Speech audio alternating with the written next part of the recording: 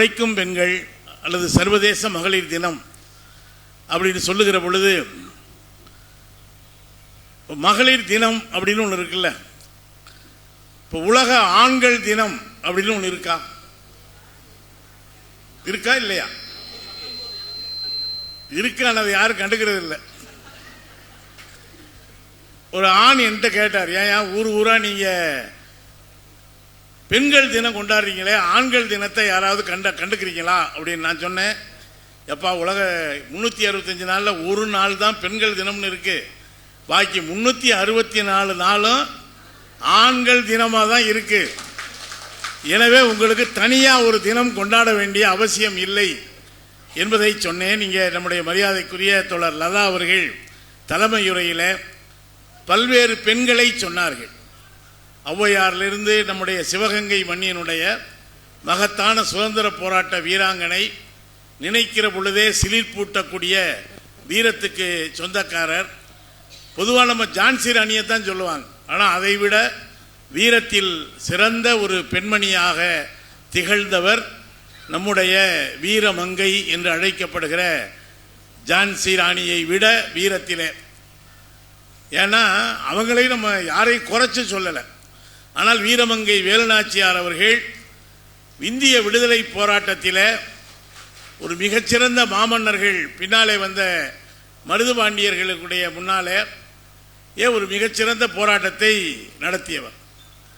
நீங்கள் ஏன் அறிவே அழகு அப்படின்னு நான் தலைப்பு கொடுத்துருக்கேன் அப்படின்னா, அழகு மாறிக்கிட்டே இருக்கும் இல்லையா? ஆனால் அறிவுக்கு நம்ம அறிவு வளர்ந்துக்கிட்டே போகும், அழகு குறைஞ்சிக்கிட்டே வரும் அல்லது மாறிக்கிட்டே இருக்கும். ஆனால் யாரையாவது பார்த்து, இப்போ நானே வந்திருக்கிறேன், இப்போ தோழர் கூட கேட்டாங்க எப்படி வந்தீங்க அப்படின்னு. நான் திருச்சிக்கு போகிறதுனால காரில் வந்தேன், இல்லைன்னா பொதுவாக பஸ்ஸில் தான் வருவேன். திருச்சிக்கு ஒரு நிகழ்ச்சிக்கு போனதுனால காரில் வந்துடுறேன் அப்படின்னு நான் சொன்னேன். ஏன்னா கொஞ்சம் குறையுதுன்னு வைங்களேன், யாராவது சகோதரிகள்கிட்ட கொஞ்சம் பணம் இருக்கா அப்படின்னு கேட்டால் ஒன்று இருக்கும்பீங்க அல்லது இல்லைம்பீங்க. ஆனால் யாராவது ஒருத்தரை பார்த்து அறிவு இருக்கா அப்படின்னு கேட்டால் அடுத்த நிமிஷம் என்ன கேட்பிய, உனக்கு அறிவு இருக்கா? அப்போ பணம் இருக்கா அப்படின்னு கேட்குறப்ப வராத கோபம், அறிவு இருக்கோ இல்லையோ, ஆனால் கோபம் மட்டும் முதலாக வந்துடும். மூளை இருக்கா அப்படின்னு கேளுங்க, ஏன் உனக்கு இருக்கா, தேவைப்படுதா? அப்ப யாருக்குமே அறிவை பற்றி பேசுகிற பொழுது கோபம் வருகிறது. ரெண்டாவது, நான் என்னுடைய சகோதரிகள்கிட்ட நான் ரொம்ப உரிமையோடு சொல்லிக்கிறேன், அழகுங்கிறது மாறிக்கிட்டே இருக்குங்க. ஒரு காலத்தில் உலக அழகியாக நினைக்கப்பட்டவர் யாரு? ஐஸ்வர்யா ராய். அவரை பற்றி கூட ஜீன்ஸ் படத்தில் வைரமுத்து பாட்டெல்லாம் எழுதியிருந்தார். அதாவது நீ குளிக்கிற உலகத்தில் இருக்கிற பனித்துளியை எல்லாம் சேகரித்து நீ குளிக்க கொடுப்பேன். ஏன்னா தண்ணி பிரச்சனை போல் இருக்கும், ஒவ்வொரு பனித்துளியாக போய் எடுத்துக்கிட்டு வந்து அந்த அம்மாவுக்கு குளிக்க கொடுத்து, அது கூட தப்பு இல்லைங்க, எதை காதலிக்கிறான் அதையாவது செஞ்சுட்டு போட்டோம். அடுத்து என்ன சொல்கிறான், நீ குளித்த பனித்துளியை எல்லாம் தீர்த்தம் என்றே நான் குடிப்பேன். நீ இந்த பாட்டை கேட்டிருக்க மாட்டீங்கன்னு நினைக்கிறேன். எவ்வளவுதான் உலக அழகியா இருந்தாலும் காதலியாட்டம் அந்த தண்ணியை போய் குடிக்க வேண்டிய அவசியம் இல்லை. அப்படியெல்லாம் அழகை கொண்டாடுனாங்க. ஆனால் இப்போ அந்த அம்மாவுக்கு குழந்தை கல்யாணம் ஆயிடுச்சு, குழந்தை பிறந்துருச்சு, இப்போ யாரும் அந்த அழகை கொண்டாடுறது இல்லை இல்லையா? ஆனால் என்னுடைய பார்வையில் அன்றைக்கு உலக அழகி பட்டம் வாங்குகிற பொழுது தலையில கிரீடத்தை சூடிக்கொண்ட ஐஸ்வர்யா ராயை விட குழந்தைகளுக்கு தாயாக இருக்கிற ஐஸ்வர்யா ராய் தான் உண்மையிலேயே அழகு. தாய்மைதான் உலகத்தினுடைய ஆகப்பெரிய அழகு. ஆனால் நீங்கள் ஒன்று புரிஞ்சுக்கணும், ஐஸ்வர்யா ராயோ யாரோ உலக அழகியினுடைய அழகான கன்னங்களை விடவும் அடுத்தவருடைய கண்ணீரை துடைக்கிற நடுங்குகிற அன்னை தெரசாவின் கைகள் அழகானவை என்பதை நாம் புரிந்து கொள்ள வேண்டும். ஒரு ரொம்ப இன்னைக்கு ஆனால் இப்போ கொஞ்சம் நம்ம சிவகங்கை மாவட்டம், ராமநாதபுரம் மாவட்டம், மதுரை மாவட்டமெல்லாம் கொஞ்சம் வெயில் அதிகமாக இருக்க மாவட்டம். பொதுவாக பெண்கள் சரி ஆண்கள் சரி கொஞ்சம் கருப்பாக தான் இருப்போம். இங்கே கூட வைகை பிரபா எனக்கு முன்னால் பாடியிருப்பார், அடி கருவாச்சி அப்படின்னு எந்தெந்ததெல்லாம் கருப்பு அழகு அப்படின்னு என்னுடைய அன்பு தோழர் வைகை பிரபா அழகாக பாடியிருக்கிறார். கருப்பும் அழகு தான். இன்னும் சொல்ல போனால் ஆனால் கருப்பாக இருக்கிற பெண்களுக்கு மாப்பிள்ளை கிடைக்கிறது கொஞ்சம் கஷ்டமாக இருக்கு. எவ்வளவு கருப்பு கூடுதோ அதுக்கு தகுந்த மாதிரி பவுனும் கூடும். நாங்கள் 10 பவுனு கேட்கலாம்னு நினச்சோம். பொண்ணு கொஞ்சம் கருப்பாக இருக்குது, எனவே ஒரு 2 பவுனு கூட்டி கொடுங்க அப்படின்னு கேட்குறாங்க. 2 பவுன் கொடுத்த உடனே சிகப்பாயிருமா? ஆனால் பிள்ளையெல்லாம் வயசுக்கு வந்த உடனேயே என்ன அப்படி கருப்பாக இருக்கிற, அதுக்கு நீங்கள் ஃபேர் அண்ட் லவ்லி போடு, ஃபேர் எவர் போடு, விக்கோ டர்மட்ரிக் போடு. ஆனால் அப்படி போட்டு போட்டு சிகப்பு சிகப்பு சிகப்பு. நம்ம ஊரில் இன்னொன்று சொல்லுவாங்க, மாநிறம், புது நிறம். அது என்ன உலகத்திலே இல்லாத புது நிறம்னு தெரியல. பொண்ணு எப்படி இருக்கும், கொஞ்சம் பூசினாப்பில் புது நிறமாக இருக்குமாப்பா, மாநிறம் அப்படியெல்லாம் சொல்கிறாங்கல்ல. நான் ஒரு உண்மையை என் சகோதரிகளை சொல்கிறேன்.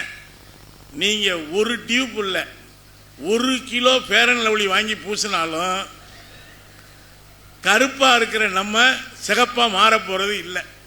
இதுக்கு நானே சாட்சி. ஏன்னா என்னை பார்த்து கருவாயன் கருவாயன்னு சொல்லி நான் காலேஜில் படிக்கிற காலத்தில் நானும் வாங்கி வாங்கி பூசி பார்த்தேன். அடுப்பாங்கரையில் வெள்ளை அடித்த மாதிரி தெரிஞ்சே தவிர கருப்பு மாறலை. நம்ம யாராவது கருப்புன்னு சொன்னால் ஆமாம் கருப்பு தான், அதான் உலகத்தில் அழகு என்று நம்ம தைரியமாக சொல்லணும். ஆனால் வீட்டில் இருக்க பொம்பளை பிள்ளைகளை நீங்கள் பாவம் காசும் இல்லைங்கிற கருப்பாக வேற போயிட்டிய, என்னமோ பெரிய இவங்கெல்லாம் டயானா மாதிரி அல்லது பெரிய சார்லஸ். இன்னொன்று தெரிஞ்சுக்கங்க, அவன் ஊர்களுடைய கலருக்கு அவன் வெள்ளையாக இருக்கான். இன்னும் சொல்ல போனால் நம்ம அடிக்கிற வெயிலுக்கு வெள்ளையாக இருக்கிறத விட கருப்பாக இருக்கிறது தான் வெயிலை தாங்குமே தவிர, வெள்ளைக்காரன் 5 நிமிஷம் வெயிலில் நிற்க சொல்லுங்க பார்ப்போம், உசு உசும்பாங்க. ஆனால் நம்ம ஆளுக நம்ம மட்டும் இல்லை, விருதுநகரில் ஒரு சாமி இருக்குது, நம்ம பக்கத்துலேயும் இருக்குன்னு நினைக்கிறேன். சாமி பேர் என்ன, வெயிலுக்கு உகந்த அம்மன்னு அர்த்தம். சாமியை நம்ம மட்டும் இல்லை வெயிலில் நிற்கலை, நம்ம சாமிகள் பூராவே வெட்ட வெளியில் அருவாளை தூக்கிக்கிட்டு வெயிலில் தான் நிற்கிதுங்க. அதுகளுக்கு கோயில் கட்டினா கூட கோச்சிக்கிட்டு வந்துடும், என்னப்பா கசகசன்னு இருக்கப்பா, ஃப்ரீயாக வெளியே நிற்கிறோமாப்பா அப்படின்னு. ஏன்னா சாமியிலையும் ஏழை சாமி இருக்குது, பணக்கார சாமி இருக்குது. நம்ம சாமி பூரா நம்மளை மாதிரியே மரத்தடியில் நிற்கிதுங்க. வருஷத்துக்கு ஒரு தடவை கொடை கேட்குதுங்க, பூஜை கேட்குதுங்க. இப்போ மீனாட்சி அம்மனெல்லாம் உள்ளே இருக்குது, குழு குழுன்னு இருக்குது, பெரிய பெரிய சாமிகள் இருக்குது, இருக்கட்டும் நல்லது. ஆனால் நம்ம சாமி நம்மளோட சேர்ந்ததுங்க. திடீர்னு பார்த்தா ஒரு ஆள் மேலே சாமி இறங்கிடும். அதிகபட்சம் என்ன கேட்குறாரு, ஒரு 300 ஏக்கர் எழுதி கொடுப்பான்னு கேட்குது. எப்பா என்னப்பா 5-6 வருஷமாக நீங்கள் சாமியே கும்பிடலை, ஒரு ஆடு ஈடு வெட்டப்படாதாப்பா? உடனே நம்ம என்ன சொல்கிறோம், சத்த பேசாமல் இருக்க மாட்டியா நீ? இங்கே எங்கள் பொழப்பே பெரும்பொழப்பாக இருக்குது, அடுத்த கேஸு வருமா வரலையான்னு தெரியலை. இதில் உனக்கு ஆடு கேட்குதாக்கும். சரி, ஆடு இல்லைன்னா ஒரு கோழியாவது அறுக்கப்படாதாப்பா? அதுக்கெல்லாம் வாய்ப்பு இல்லை சாமி. சரியப்பா ஒரு ஆம்புலட்டாவது வாங்கி கொடுங்களா? என்னடா ஒரே அடியாக போறிய? இல்லை, நம்ம சாமிகள் பூரா நம்மளை மாதிரியே தான் இருக்குங்க. எதுக்கு சொல்கிறேன்னா, இங்கே எதுக்கு அறிவு இப்போ நீங்கள்லாம் வேலையில் இருக்கீங்கன்னா நீங்கள் இன்னொன்று பாருங்கள், சம வேலைக்கு சம ஊதியம் என்பது எல்லா துறையிலையும் இல்லை. இப்போ கட்டுமான தொழில் இருக்குல்ல, முறைசாரா தொழிலாளர்னு சொல்கிறோம்ல, அங்கே ஒரு சின்ன பையன் வர்றான்னு வைங்க, அவனுக்கு என்ன பேர், சித்தாள். கொஞ்ச நாளையிலே நிமிர்ந்த ஆளாயிருவான் அவன் இல்லையா? கொஞ்ச நாளையில் கொத்தனார் ஆவார், கடைசியாக மேஸ்திரி ஆயிடுவார். ஆனால் அதே கட்டுமான வேலைக்கு போகிற ஒரு பெண்ணு கொஞ்ச நாளையில் நிமிர்ந்த ஆளாக இல்லை, சாகிற வரைக்கும் அது சித்தாளாவே இருக்கு. ஆனால் விட்டா அந்த மேஸ்திரியை விட அறிவு அதுக்கு அதிகம். ஆனால் சித்தாளு சித்தாளு சித்தாளுன்னு சொல்லி கடைசி வரைக்கும் சாந்தி சட்டி தூக்க விட்டுறாங்க. இப்போ ஏன் அரசு ஊழியர் சங்கம் மகளிர் துணைக்குழுன்னா, நீங்கள் அரசு அலுவலகங்களுக்கு போனீங்கன்னு வைங்க, ஒரே பணி, அதில் சித்தாளு மேஸ்திரி எல்லாம் கிடையாது. 4th group 3rd group 1st group இப்படித்தான் இருக்குமே தவிர அங்கே போய் பெண்களை இழிவாக நடத்த முடியாது. இது எதை சாதிச்சு கொடுத்துருக்குன்னா, சங்கம்தான் சம வேலைக்கு சம ஊதியம். இப்போ 100 நாள் வேலைன்னு நம்ம கொண்டு வந்தோம், அதையும் இப்போ எடுத்து விட்டாங்க. இப்போ காந்தி பேரில் இருந்துச்சு, மகாத்மா காந்தி தேசிய ஊரக வேலை வாய்ப்பு திட்டம்னு. இப்போ மேலே இருக்க ஆளுகளுக்கு காந்தியை பிடிக்காது, காந்தியை போட்டு விட்டவங்க. இப்போ அதனால காந்தி பேரையும் எடுத்து விட்டாங்க. 100 நாள் வேலையில் ஆணுக்கும் பெண்ணுக்கும் சமமான ஊதியம் தான் இல்லையா? அங்கே ஆணுக்கு ஒரு ஊதியம் பெண்ணுக்கு ஒரு ஊதியம் கிடையாது. இன்னும் சொல்ல போனால் விளையாட்டெல்லாம் சொல்கிறது உண்டு, இந்த திட்டத்தையே கொஞ்ச நாள் கழித்து எடுத்து விட்டுருவாங்க போல தெரியுது. பல பேருக்கு எங்கள் பக்கம் சொல்கிறேன்னா, தஞ்சாவூர் பக்கம் ஒருத்தனுக்கு ரொம்ப நாளாக பொண்ணு கிடைக்கல. கடைசியாக என்ன வேலை பார்க்குற, நான் கிராமத்தில் இருக்கேன்னா ஒருத்தனுக்கு பொண்ணு கொடுக்கல. கடைசியாக துணிஞ்சு சொல்லிட்டான் பொண்ணு வீட்டில், மாப்பிள்ளை என்ன வேலை பார்க்குறாரு, சென்ட்ரல் கவர்மெண்ட் வேலை பார்க்குறாரு அப்படின்ட்டான். கடைசியாக விசாரிச்சா தெரியுது 100 நாள் வேலையத்தான் ரொம்ப டீசெண்டாக சென்ட்ரல் கவர்மெண்ட் வேலை. உண்மையிலே என்ன தெரியுமா பிரச்சனை? இப்போ ஆண் தோழர் சொன்னாங்கல்ல, பாலின சமத்துவம்னு சொல்கிறோம். இப்போ ஆண்களுடைய எண்ணிக்கையை விட பெண்கள் எண்ணிக்கை குறைவாக இருக்கு. அதை விட ரொம்ப ரொம்ப முக்கியம், ஆண்களை விட பெண்கள் அற்புதமாக படிச்சிருது. நான்லாம் கல்யாண பத்திரிகையை வாங்கி பார்க்குற பொழுது, ஒரு காலத்தில் கல்யாண பத்திரிகையில் பார்த்தா பேருக்கு பின்னால் ஜாதி போட்டிருப்பாங்க. ஆனால் இப்போல்லாம் நான் கல்யாண பத்திரிகையை வாங்கி பார்த்தா அந்த கல்யாணம் பண்ணுற பெண்ணுக்கு அல்லது மாப்பிள்ளைக்கு பின்னால் ஒரு டிகிரியோ கீழே ஒரு டிபார்ட்மெண்ட் பேரோ இருந்தால் அதுதான் மிகச்சிறந்த குடும்பம், மிகச்சிறந்த பெண் என்று அர்த்தம். பேருக்கு பின்னால் ஜாதி போடுறது பெருமை கிடையாது. ஒரு இன்னைக்கு நீங்கள் இவ்வளவு நேரம் உட்கார்ந்துருக்கீங்கன்னா நான் உண்மையிலே உங்களை மனசார கையெடுத்து கும்பிட்டு பாராட்டுறேன். ஏன்னா ஒரு கூட்டத்துக்கு ஒரு ஆண் வர்றது ஈஸிங்க. இங்கே சொன்னாங்க பற்றியெல்லாம், நான் அறிவே அழகேன்னு பேசும் பொழுது நீங்கள் வீட்டில் இருக்கிற பொம்பளை வீட்டுக்கு போகிறது, சமைக்கிறது, போகிறது வர்றதை பற்றி பேசுவீங்க. நம்ம குடும்ப அமைப்பு அப்படித்தான் இருக்குது. ஒரு ஆண் சங்க கூட்டத்துக்கு வர்றது பெரிய விஷயம் இல்லைங்க. ஆனால் ஒரு பெண் சங்க கூட்டத்துக்கு வந்தீங்கன்னா 1000 ஆண் வருவதற்கு அது சமமானது. ஏன்னா அதையெல்லாம் நீங்கள் கடந்து தான் கூட்டத்துக்கு வர்றீங்க, சங்கமாக இருக்கீங்க, சங்கத்தினுடைய முன்னேற்றத்துக்காக பாடுபடுறீங்க, நாட்டுக்காக பாடுபடுறீங்க. அதே போல் இன்னைக்கு வேலை வாய்ப்பு என்பதே சுருங்கி கொண்டே இருக்கிறது. நம்ம அரசு ஊழியர் சங்கம் என்ன கேட்குது, காலி பணியிடங்களை நிரப்பு. ஆனால் இப்போ சமீபத்தில் அங்கன்வாடி ஊழியர்கள் போராடினாங்க, சத்துணவு ஊழியர்கள். சத்துணவு நிரந்தரமானது, ஆனால் அது பணி நிரந்தரம் இல்லாமல் இருக்கு. எதை கேட்டாலும் வெளிமுகமை, அவுட் சோர்சிங், நிரந்தர பணி கிடையாது. எதை கேட்டாலும் தற்காலிக பணி. இப்போ தூய்மை பணியாளர்கள் இருக்காங்க பாருங்க, அவர்களுக்கு பணி என்பது எல்லாம் கான்ட்ராக்ட். நான் மதுரையில் குடியிருக்கிறேன். மதுரை மாநகராட்சி பணியாளர்களாக இருந்தவர்கள் இப்போது அவர்லேண்ட் என்கிற ஒரு தனியார் நிறுவனத்துக்கிட்ட தூய்மை பணியை கொடுத்துட்டான். அவன் என்ன பண்ணுறான், மாநகராட்சி கிட்ட மொத்தமாக கான்ட்ராக்ட் எடுத்து சம்பளத்தை கொடுக்க மாட்டேங்கிறான். சங்கம் வச்சா உடனே வெளியே போங்கிறான். அப்போ பார்த்தா என்ன நடக்குது, பர்மனண்டான வேலை என்பதே கொஞ்சம் கொஞ்சமாக குறுகி கொண்டே வருகிறது. இதே போல தான் இன்னொருத்தன் பொண்ணு பார்க்க போயிருக்கான். அவன் கேட்டிருக்காங்க, எங்கள் மாப்பிள்ளை எங்கே இருக்காரு, அவர் மதுரை கார்பரேஷனில் வேலை பார்க்குறாருன்னு பெருமையாக சொல்லிவிட்டாங்க. பொண்ணுட்டுக்காரையும் உஷாராயிட்டாங்க. சரி, கார்பரேஷன் சொல்கிறிய, பர்மனண்டா டெம்பரவரியான்னு கேட்டிருக்கான். அதுக்கு விவரமாக சொல்லியிருக்கான், பர்மனண்டாவே டெம்பரவரி தான் இருக்கான். நான் சொல்றது உங்களுக்கு புரியுதா? அவன் ஜென்மத்துக்கும் பர்மனண்ட் ஆகவே முடியாது. அதுக்கு பேர் தான் பர்மனண்டாவே டெம்பரவரிங்கிறது. இப்போ இதெல்லாம் எப்படி நம்ம போராட முடியும்? நீங்கள் சகோதரி ஜெஸ்ஸி அவர்கள் சொன்னாங்கல்ல, நாளும் கிழமையும் நலிந்தோர்க்கு இல்லை ஞாயிற்றுக்கிழமையும். இது நம்ம ஊர் பக்கத்தில் சிக்கல்னு ஒரு ஊர் இருக்கு. அன்னைக்கு ஒன்றுபட்ட முகவை மாவட்டம். கவிஞர் கந்தர்வன் அவரும் உங்களை மாதிரியே ஒரு அரசு ஊழியர், கருவூலத்துறையில் பணியாற்றியவர்.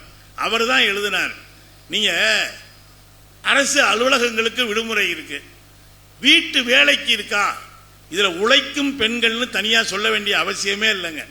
பெண்கள் அத்துணை பேருமே அரசு பணியில் இருந்தாலும் சரி, தனியார் பணியில் இருந்தாலும் சரி, அல்லது இல்லத்தரசிகளாக இருந்தாலும் சரி, அனைவருமே உழைக்கக்கூடியவர்கள் தான். உழைக்காத ஆண்களை பார்க்க முடியும், ஆனால் உழைக்காத பெண்களை ஒருபோதும் பார்க்கவே முடியாது. நீ அவர் வீட்டுக்கு வராருன்னு வைங்க, அவர் ஒரு கவர்மெண்ட்ல வேலை பார்க்கிறார். அந்த அம்மா வீட்டு வேலையை பார்க்குது, பிள்ளைங்களை பார்த்துக்குதுங்க, சமைக்குதுங்க, துணி துவைக்குது, எல்லா வேலையும் பார்க்குது. ஆனால் இவன் என்ன சொல்லுவான், நீங்கள் என்னவங்க இருக்குங்க, நான் பிடபிள்யூடியில் இன்ஜினியராக இருக்கேங்க. சரிங்க, உங்கள் வீட்டுக்காரம்மாங்க என்ன சொல்லணும், இல்லைங்க நான் வெளியே வேலைக்கு போகிறேன், வீட்டு வேலையை பூரா அந்த அம்மா தான் பார்த்துக்குதுன்னு சொல்லணும்ல. ஆனால் கூசாமல் என்ன சொல்கிறான், நான் பிடபிள்யூடியில் வேலை பார்க்குறேங்க, இது சும்மா தாங்க இருக்கு. இதை இந்த மாதிரி ஒரு ஆள் சொல்லியிருக்கிறான். சொல்லிட்டு வேலைக்கு போயிட்டான். அடுத்த நாள் வந்திருக்கிறார். அடுத்த நாளில் சாயந்தரம் வந்தால் வாசல் தெரிக்கலை, வீட்டில் லைட் எரியலை. காலையில் நீங்கள் ஒரு பெண் கவிதை எழுதிச்சுங்க, நீங்கள் சர்வதேச தோழர் சொன்னால ராதாகிருஷ்ணன், எத்தனை என்னையும் சேர்த்து தாங்க, நான் கொஞ்சம் வித்தியாசமான நாள் இருக்கிற இயக்கம் அப்படி. ஆனால் எத்தனை பேருங்க இந்த சிங்கில் அப்படியே நாய் குதற மாதிரி தட்டை போட்டு அதை பக்கத்தில் இருக்க தொட்டியில் கூட அந்த உணவை எடுத்து போட்டு கை கழுவ மாட்டாங்கங்க, அப்படியே போட்டு கை கழுவி விட்டு போகிறது. ஏன் சொல்கிறேன் அப்படின்னா, அந்த அம்மா என்ன பண்ணிருச்சு, ஐயா காலையில் அவுத்து போட்ட கைலி அப்படியே கிடக்கு, நனைச்சி போட்ட துண்டு அப்படியே கிடக்கு, கொதறி போட்ட தட்டு அப்படியே கிடக்கு. வந்து கேட்குறேன், என்ன லட்சுமி என்ன அப்படியே இருக்கு? அது எந்திரிக்கவே இல்லை. லட்சுமி உடம்பு சரியில்லையா? உடம்பெல்லாம் நல்லா தான் இருக்கு.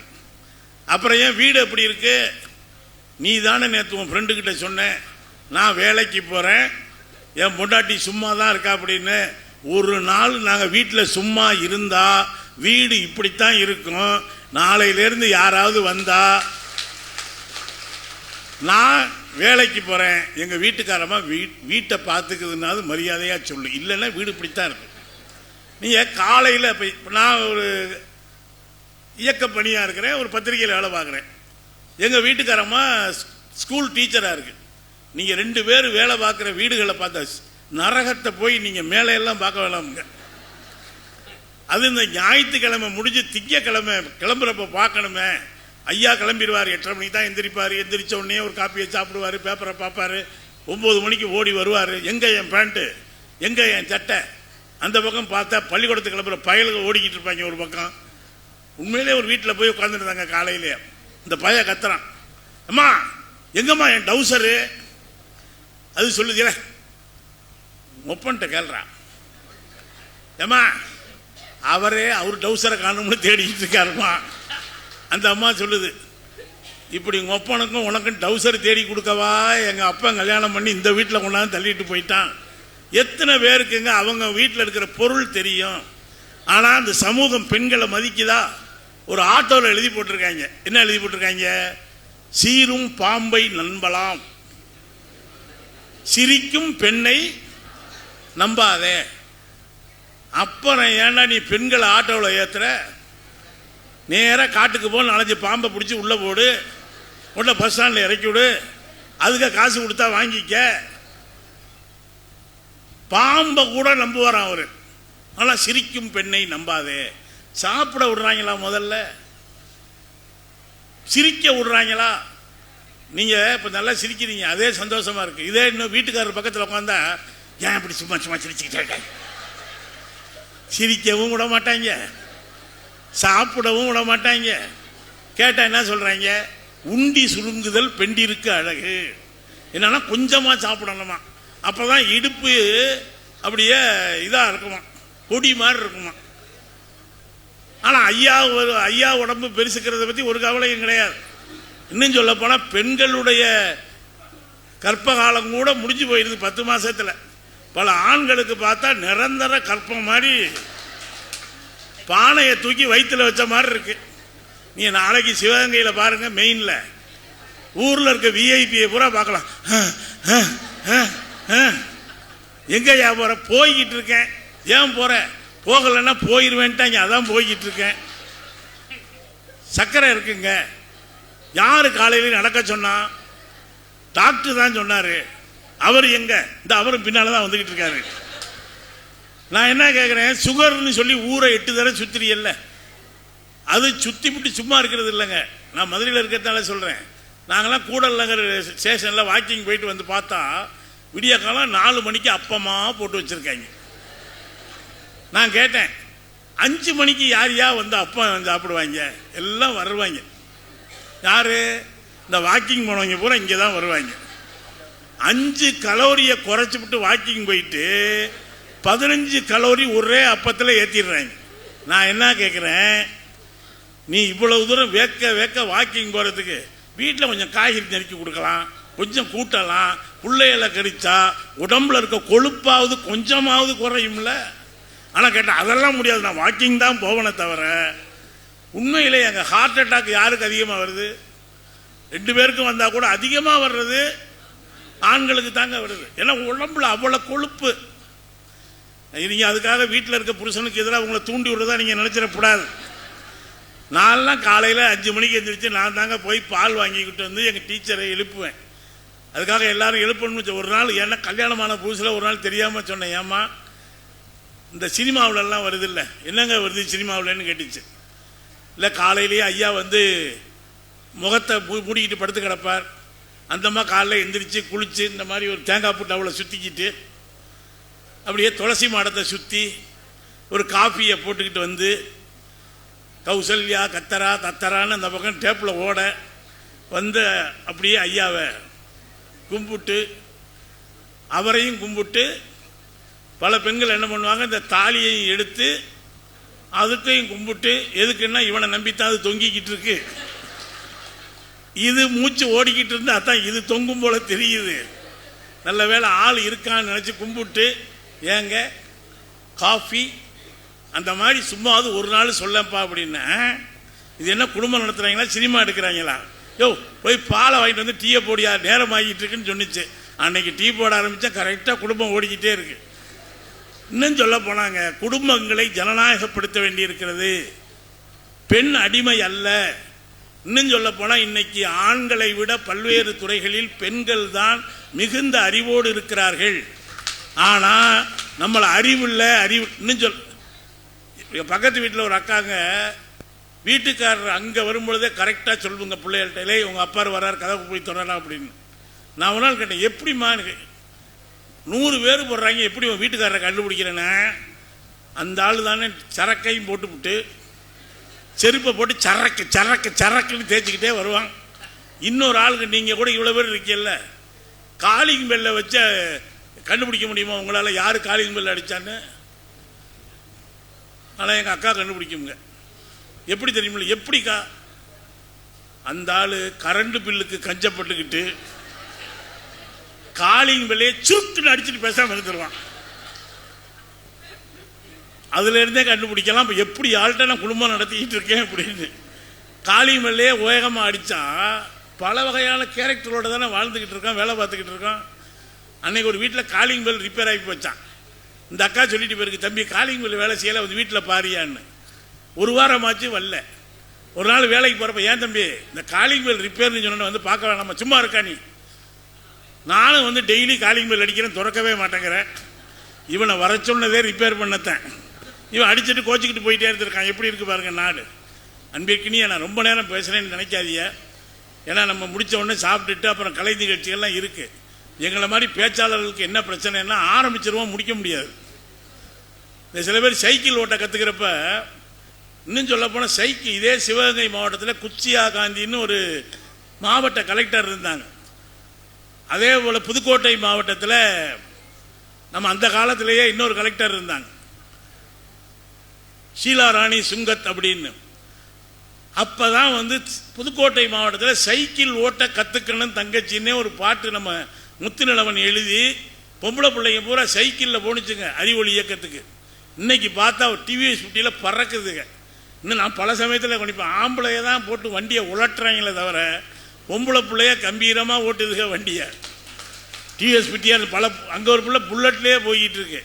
ஆனால் இந்த பிள்ளைங்க வண்டியில் போனால் ஆம்பளையால் பொறுத்துக்கவே முடியறதில்லை.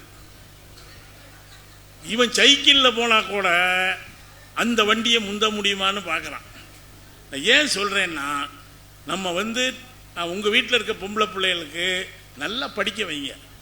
சீர் சினத்தியெல்லாம் இந்த இப்போயிலேருந்து நான் ஒரு பொம்பளை பிள்ளைய பெற்றுவிட்டேனே, வயிற்றில் நெருப்பை கட்டிக்கிட்டு, வயிற்றில் நெருப்பெல்லாம் கட்டாதீங்க. நல்லா படிக்க வச்சுட்டா 100 வீட்டு நெருப்பை அணைக்கக்கூடிய ஆற்றல் அந்த பொம்பளை பிள்ளைங்களுக்கு உண்டு. இப்பையிலேருந்தே அண்டா வாங்குறது குண்டா வாங்குறது பாய் வாங்கி வைக்கிறது, பொம்பளை பிள்ளைகளை நல்ல கம்பீரமாக பள்ளிக்கூடத்துக்கு எவ்வளவு வந்தாலும் இனிமேல் வந்து பயப்படாதேன்னு சொல்லி கொடுங்க பிள்ளைகளுக்கு.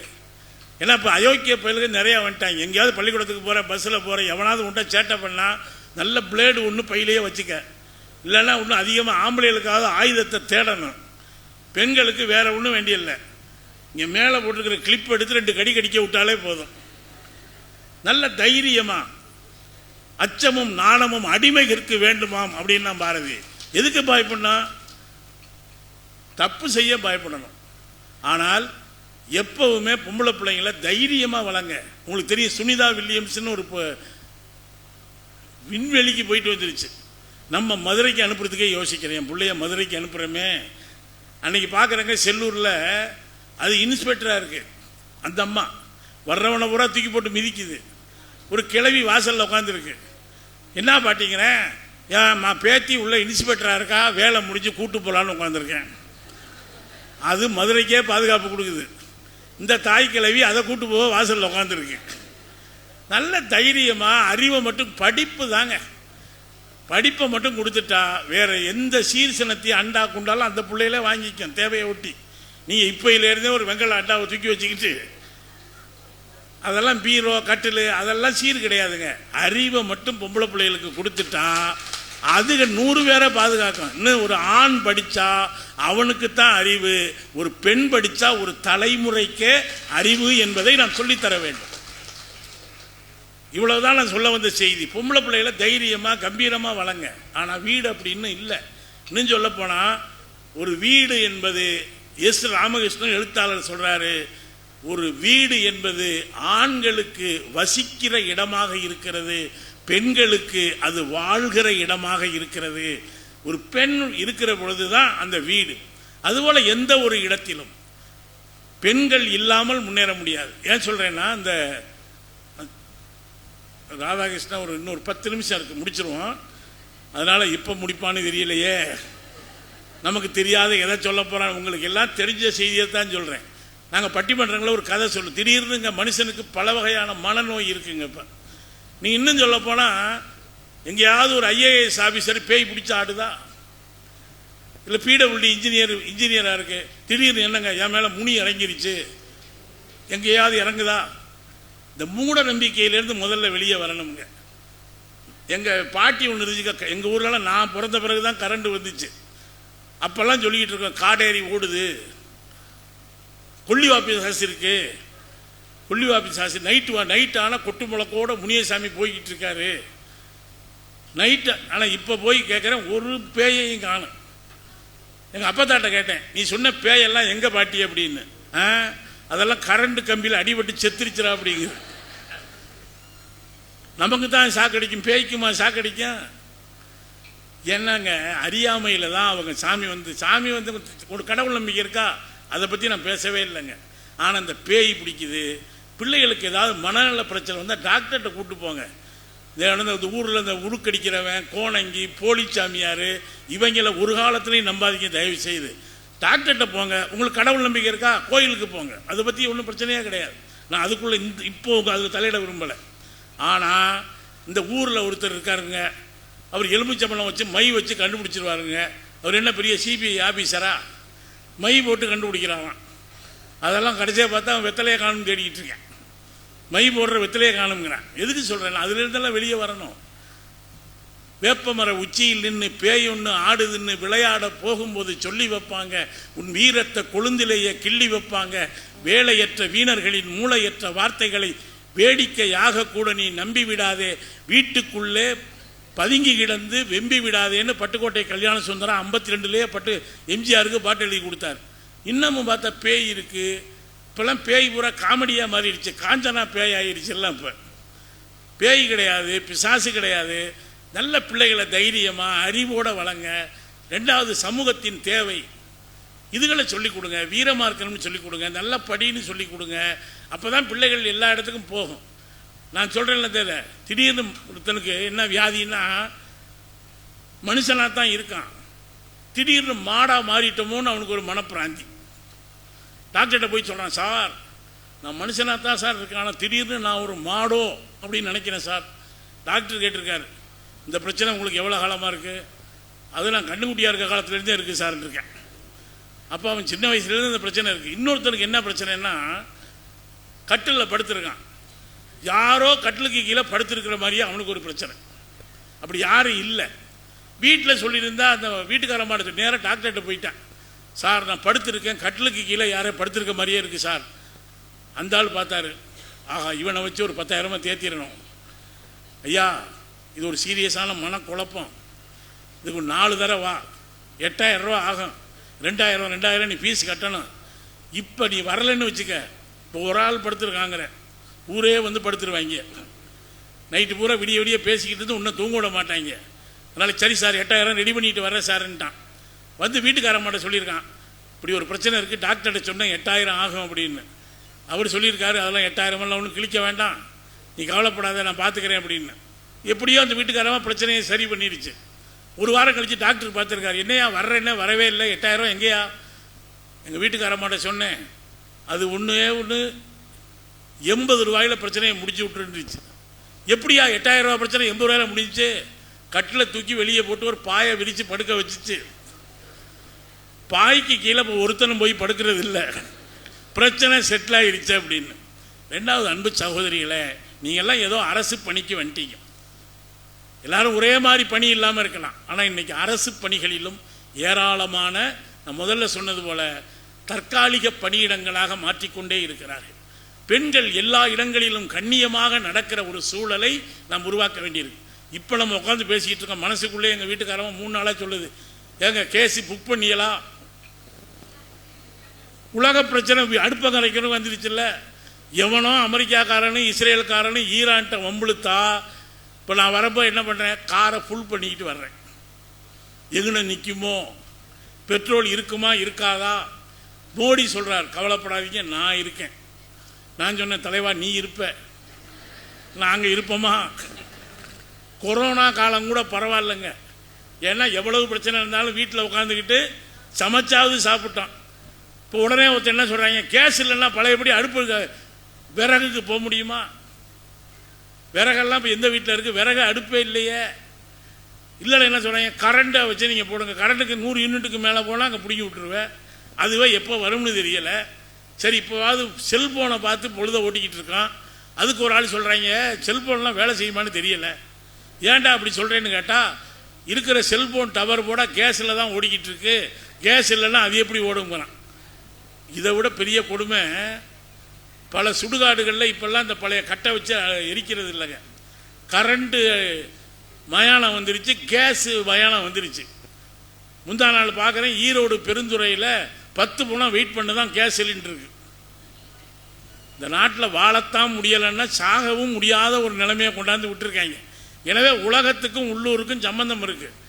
நாம் அமைதியை விரும்புகிறோம், தேவையில்லாமல் சண்டை போடாத. அமெரிக்காக்காரன் ட்ரம்ப்னு ஒருத்தன் எல்லாரையும் கொண்டுட்டு தான் போய் சேருவான் போல இருக்கு, வெட்டி வம்பா எடுத்துக்கிட்டு இருக்காப்புல. இஸ்ரேல் ரெண்டாவதுங்க, எல்லாரும் சமம், ஆணும் பெண்ணும் சமம், 2 கண்ணும் சேர்ந்து ஒன்றா பார்த்தா தான் ஒரு பொருள் தெரியும். எனவே தான் பெண்ணுக்கு அறிவினை வைத்தான் அப்படின்னு மகாகவி பாரதி பாடினா. எனவே அன்பிற்கினிய சகோதரிகளே தோழர்களே, இதையெல்லாம் பேசுகிறதுக்கு ஒரு சங்கம் வேணும். நான் கடைசியாக சொல்லி முடிக்கிறேன், நிறைய மகளிர் சங்கம் மாதர் சங்கமெல்லாம் இருக்குது. ஆனால் போராடுகிற சங்கம் தான் எப்படி சங்கமாக திரளணும்னு சொல்லி கொடுக்கும். அதை விட்டுட்டு சர்வதேச பெண்கள் தினம் கோலப்போட்டி, கனியும் கரண்டியும். பெரியார் தான் சொன்னார், பெண்களுடைய கையிலே இருந்து லெனின் சொன்னார், கரண்டியை பிடுங்கி விட்டு அவர்கள் கையில் பேனாவை கொடுக்கணும்னார். ஆனால் இன்னைக்கு பேனாவையும் பிடுங்கி விட்டு கணினியை கொடுக்கிற காலம் வந்து விட்டது. நல்லா படிக்கணும், எதுக்கு அஞ்சக்கூடாது. ஆணும் பெண்ணும் சமம், ஆண் எந்த வகையிலையும் ஆண் பெண்ணை விட உயர்வானவனோ உயரமானவனோ இல்லை. தாய் 2 பெண்களை 2 வகையாக இழிவுபடுத்துவாங்க. ஒன்று தாயின்னு சொல்லி படத்தை மாட்டி மாலையை மாட்டி விட்டுறது, அல்லது ஒரு போக பொருளாக பார்ப்பது. நம்மளை பொறுத்த வரைக்கும் நம்மளை தெய்வமாக்கவும் வேண்டியல்ல, கவர்ச்சியாக்கவும் வேண்டியல்ல, சக மனுஷியாக உணர்ச்சி உள்ள மனுஷியாக மதித்தாலே போதும். அதுதான் இந்த சர்வதேச உழைக்கும் பெண்கள் தினத்தினுடைய நோக்கம். அந்த வகையில் ஒரு நல்ல பசிக்கிற ஒரு மதிய பொழுதில் இவ்வளவு நேரம் நீங்கள் உரையை பொறுமையாக கேட்டதுக்கு நன்றி. சிவகங்கை மாவட்டம் ஒரு பின்தங்கிய மாவட்டம் அல்ல. இப்படி வச்சிருக்காங்க இந்த மாவட்டத்தை. நிறைய வேலை வாய்ப்புகளை உருவாக்க வேண்டியிருக்கு. நீங்கள் எல்லாம் சேர்ந்து போராடி குடும்ப முன்னேற்றத்திற்கு, சமூக முன்னேற்றத்திற்கு, வீட்டு முன்னேற்றத்திற்கு, மாவட்ட முன்னேற்றத்திற்கு நம்ம மாவட்டத்தில் பார்த்தா ஏராளமான குற்றச் செயல்கள் நடக்குது, ஜாதிய மோதல் நடக்குது. அதையெல்லாம் தாண்டி எல்லோரும் எல்லாமும் கிடைக்கிற ஒரு சமத்துவ சமூகத்தை நோக்கி நடைபோடுவதில் தான் இந்த உழைக்கும் பெண்கள் தின செய்தியாக இருக்கும் என்று சொல்லி என்னுடைய அன்பு சகோதரிகள் அனைவருக்கும் என்னுடைய வணக்கத்தையும் வாழ்த்தையும் சொல்லி என் வார்த்தையை நிறைவு செய்கிறேன். நன்றி, வணக்கம்.